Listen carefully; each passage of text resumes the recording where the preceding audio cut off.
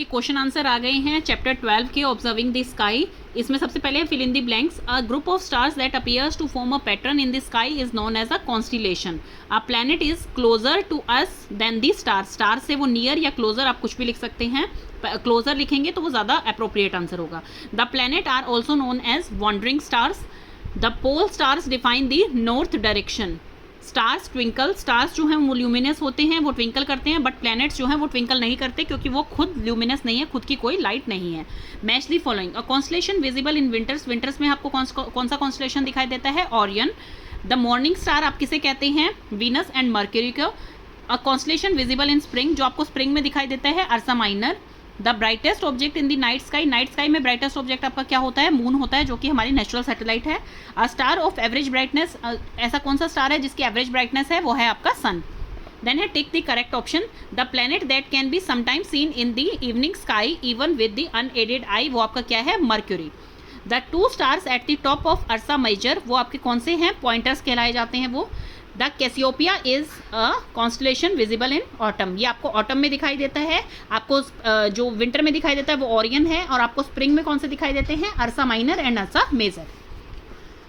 From the following the object in the sky that apparently moves least in a given time, जो least सबसे कम move करता है वो क्या है? आपका नॉर्थ स्टार है। द ब्राइटेस्ट प्लैनेट जो है आपका नाइट स्काई में वो कौन सा है? वीनस है। आपका हॉटेस्ट एंड ब्राइटेस्ट प्लैनेट जो है वो आपका वीनस है। On closely observing some bright stars for some hours, जब आप कुछ आवर्स तक ऑब्जर्व करते रहते हैं स्टार्स को, one finds that star appears to move from, कौन सी डायरेक्शन में मूव करते हैं? ईस्ट टू वेस्ट की डायरेक्शन में मूव करते हैं। देन आगे हैं आपके answer the following questions in brief. अब ब्रीफ में आपको आंसर देना है इनका। Why do we usually not see the stars during the day, हम डे में स्टार्स को क्यों नहीं देख पाते हैं? Because of the brightness of सन, सन की ब्राइटनेस की वजह से हम स्टार्स को नहीं देख पाते हैं स्काई में। In which part of the sky are we likely to find Venus when it is visible as a evening star, तो कौन से पार्ट में हम उसे देख पाते हैं? इन वेस्ट डायरेक्शन में हम देख पाते हैं वीनस को, जब वो हम स्काई में फाइंड आउट कर रहे होते हैं इवनिंग स्टार के तौर पे, क्योंकि उसी टाइम वहां पर सूरज ढल रहा होता है, तो होरिजन पे आप इसको आराम से देख पाते। यहाँ पे जैसे ये लिखा भी हुआ है, they are seen very low near the horizon in the sky, तो यहाँ पर आप इसे देख पाते हैं। तो इसका आंसर आएगा आपका in the west direction. State the causes of the apparent motion of the sun from east to west. Sun जो है वो ईस्ट से वेस्ट की तरफ क्यों मूव करता है, ये हम डिटेल में पढ़ चुके हैं, तो इसका रीजन आप लिखेंगे because of rotation of earth on its own axis from west to east. इसी वजह से सन जो है वो हमें ईस्ट टू वेस्ट मूव करता हुआ दिखाई देता है। Name the special star in the northern hemisphere. Special star northern hemisphere में कौन सा है? वो है आपका पोल स्टार, और इसे आप ध्रुव तारा भी लिख सकते हैं।